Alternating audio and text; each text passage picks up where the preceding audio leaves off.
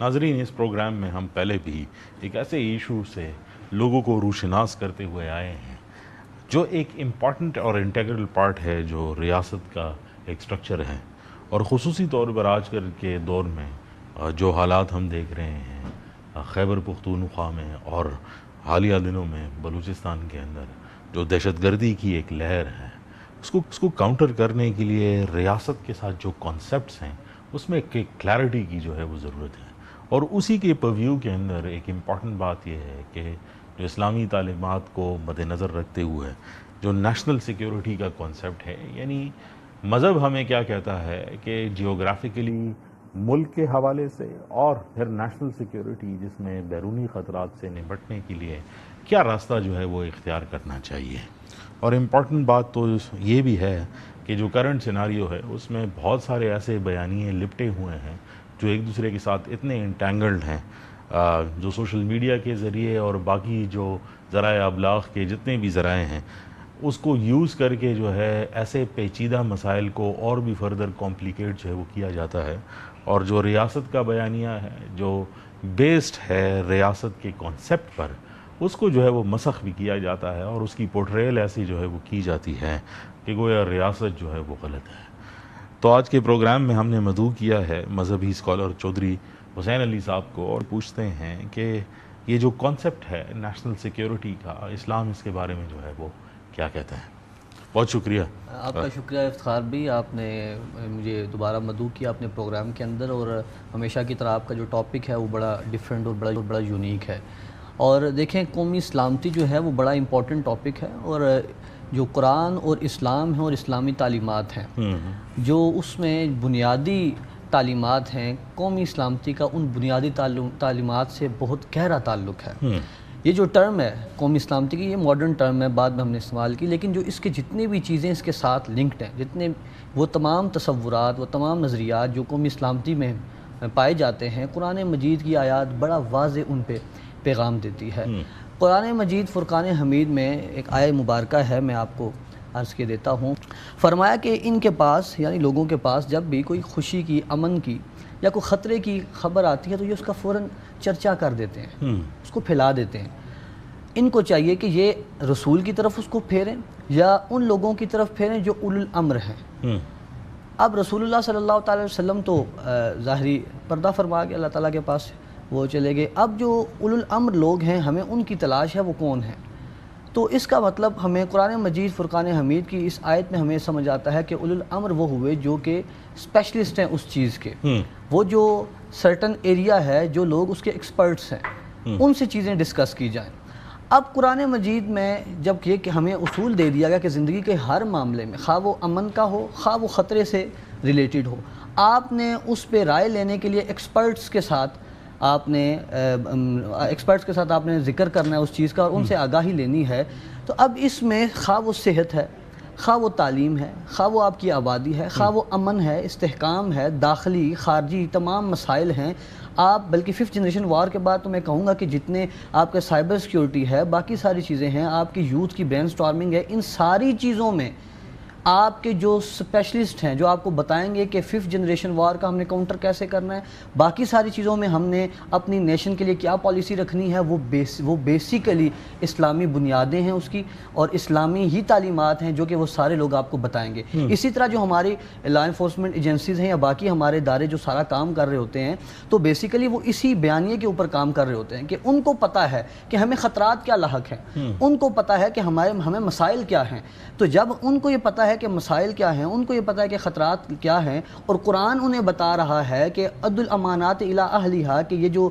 تم نگران بنائے گئے ہو ایک عوام پہ، ایک ریاست کے رہنے والوں پہ، تو ان کی امانت کو ان تک لاؤ۔ تو امانت ایسے ہی پہنچے گی کہ وہاں کے رہنے والے لوگوں کے لیے وہ امن فراہم کریں، وہاں کے رہنے والے لوگوں کے مسائل کا وہ حل کریں، تدارک کریں، وہاں کے رہنے والے لوگوں کو داخلی اور خارجی خطرات سے وہ بچائیں۔ تو یہ جو بیانیہ ہے، یہ میں آپ کو عرض کروں کہ علماء جو ہیں اس پہ بڑے کلیئر ہیں، علماء پورے پاکستان کے الحمدللہ بڑے اس پہ کلیئر ہیں۔ بس یہ وہ چند انڈین پراکسیز کے لیے استعمال ہونے والے وہ سادہ فطری لوگ ہیں، سادہ فطرت رکھنے والے لوگ ہیں جو اس بیانیے کو سمجھ نہیں پا رہے۔ میرا سوال یہی تھا کہ جب ایکسٹرنل ایلیمنٹس اس میں انوالو ہو جاتے ہیں خصوصی طور پر جب ہم دیکھ رہے ہیں کہ افغانستان کی سرزمین پاکستان کے خلاف جو ہے وہ استعمال ہو رہی ہے، اور اس میں ہمارے باقی جو نیبرہڈز ہیں خصوصی طور پر انڈیا، ان کا بھی جو ہے وہ ایک آبویسلی ان کے سہارے کے بغیر یہ سب کچھ جو ہے وہ ناممکن ہے۔ تو سوال میں یہی پوچھنا چاہ رہا تھا کہ جب ہمیں اس کو کاؤنٹر کرنے کے لیے ریاست کو علماء کی جب ضرورت ہوتی ہے لوگوں کی فہم کے لیے، کیونکہ آپ نے کہا ہے کہ ان لوگوں سے رجوع کیا جائے جو اس بات کے ایکسپرٹس ہوں، جو سمجھتے ہوں کہ کیا ہے،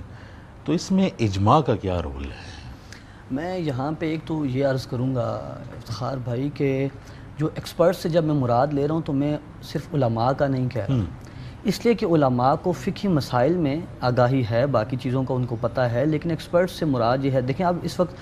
پاکستان حالت جنگ میں، تو جنگ کے ایکسپرٹس کون لوگ ہیں آپ کو پتہ ہے، سارے اسکالرس کو ایکسپرٹس وہی لوگ ہیں جو جنگ لڑ رہے ہیں، وہ خواہ کسی بھی پلیٹ فارم پہ لڑ رہے ہیں، وہ بارڈر پہ موجود ہیں، وہ ہمارے باقی چیزوں کو دیکھ رہے ہیں، لیکن ان لوگوں کو اب پتہ ہے ایکسپرٹس وہ ہیں، قرآن ان کو ایکسپرٹس کہہ رہا ہے۔ اب آپ نے ان سے گائیڈ لائن لینی ہے کہ ہم نے اس کو کیسے لے کے چلنا ہے، اور اجماع جو ہے افتخار بھائی میں آپ کو عرض کروں کہ علماء کو پتہ ہے اور اہل دانش لوگوں کو پتہ ہے کہ جو اجماع ہے اس کی حیثیت تیسرے نمبر پہ آتی ہے، سب سے پہلے قرآن ہے، پھر حدیث ہے، پھر اجماع ہے۔ تو جب قرآنی آیات موجود ہیں ہمارے پاس، قرآنی آیات ہمارے پاس موجود ہے، میں آپ کو مثال دیتا ہوں ایک چھوٹی سی سمجھانے کے لیے۔ سورہ یوسف کی آیت 47، 48، 49 تینوں آیات کو آپ پڑھیں، وہ کیا ہیں کہ حضرت یوسف سے ایک بادشاہ نے ایک بندہ بھیجا پوچھنے کے لیے، اور وہ بتا رہے ہیں کہ تمہارے 7 سال خوشحالی کے آئیں گے، 7 سال اس کے بعد تم پہ قحط آئے گا، تو اس میں تم تھوڑا کھاؤ اور زیادہ سیو کرو تاکہ آگے تم اس کو یوز کر سکو۔ اس کا مطلب ہے لانگ ٹرم پالیسی بنا رہے ہیں، پلاننگ آپ کو دے رہے ہیں۔ تو اب جو ہمارے ریاستی ادارے ہیں جب وہ لانگ ٹرم پالیسیز بنا رہے ہیں تو قرآن ان کو بنیاد فراہم کر رہا ہے، اور جب قرآن کی نص آ جاتی ہے، اور علماء تو قرآن کے آگے سر تسلیم خم کرنے والے لوگ ہیں، علماء تو بڑے اچھے لوگ ہیں، قرآن کے آگے تو پوری دنیا کے علماء جو ہیں وہ سر تسلیم خم کرنے اس پہ مانتے ہیں۔ ایک ریاست عامہ کا جو کنسپٹ ہے، یعنی عام لوگوں کی رائے، اس حوالے سے جو ہے جو نیگیٹو پرسیپشنز ہیں،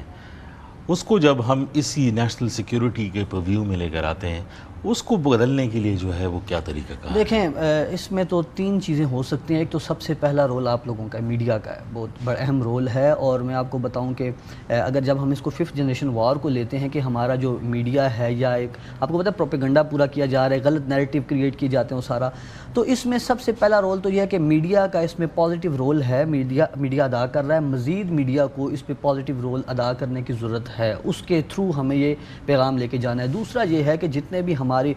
یوتھ ہے بہت سمجھدار لوگ ہیں یار، میں آپ کو بتاؤں، دیکھیں ہمارا مارکہ حق ہوا، پوری دنیا نے دیکھا کہ پاکستان کس طرح تمام علماء، تمام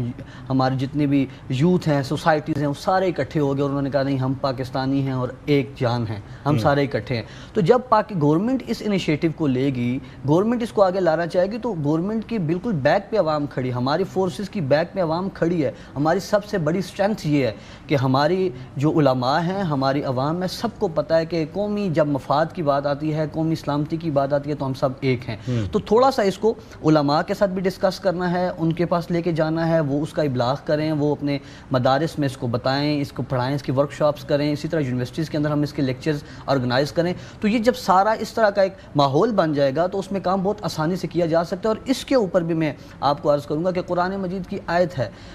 کہ واطیعوا اللہ واطیعوا الرسول واولی الامر منکم، تو اولو الامر منکم کی اطاعت کرنا۔ تو جب اسٹیٹ اس کا انیشیٹو لے گی تو سارے علماء بھی ساتھ ہیں، اسکالرز بھی ساتھ ہیں، میڈیا بھی ساتھ ہے، الیکٹرانک ہو، پرنٹ میڈیا۔ لیکن ایک چھوٹی سی چیز یہ دیکھنے میں آتی ہے کہ جب ہمیں یہ پتہ ہے کہ یار اب ہم حالت جنگ میں ہیں، اور جس طرح آپ نے نام لیا افغانستان کا، وہاں سے کچھ لوگ دہشت گردی کرتے ہیں، انڈیا سے ہے، اور وہاں ان کی پراکسیز پاکستان میں کام کر رہے ہیں، تو ان کو کنٹرول کرنا جو ہے نا، دیکھیں حضرت ابراہیم کی دعا ہے سورہ بقرہ کے اندر، رب اجعل ھذا بلدا آمنا وارزق اہلہ من الثمرات۔ اس کا مطلب ہے کہ وہ ملک مستحکم ملک ہوتا ہے، قرآن ہمیں بتاتا ہے، جس میں امن ہو اور جس کی اکانومی ثمرات آپ فروٹ سے، اس کو خوراک سے اور فوڈ سیکورٹی سے تعبیر کر سکتے ہیں۔ اب جب ہمیں انڈیا کبھی ہمیں پانی ہمارا بند کرے، کبھی ہمیں وہ اس طریقے سے تنگ کرے، تو قرآن مجید آپ کو بتا رہا ہے کہ آپ کے فوڈ سیکورٹی یا آپ کے کھانے پینے غذائی اجناس کے اوپر اگر کوئی بھی کنٹرول کرنا چاہے تو آپ اس کے لیے ڈیفینسو نہ اوفینسو ہوں۔ اسی طرح ہمیں جب امن کی بات کی جا رہی ہے تو اب ہمارے اداروں نے امن قائم کرنا ہے۔ ایک دیکھیں نا، بڑا ایک چیز یہ دیکھنے میں آتی ہے، آپ کو اس کا آئیڈیا ہے کہ جب ادارہ کوئی کام کام کرتا ہے تو یہ بھی سوچ آتی ہے کہ اب لوگ جو ہیں عام شہری جو ہے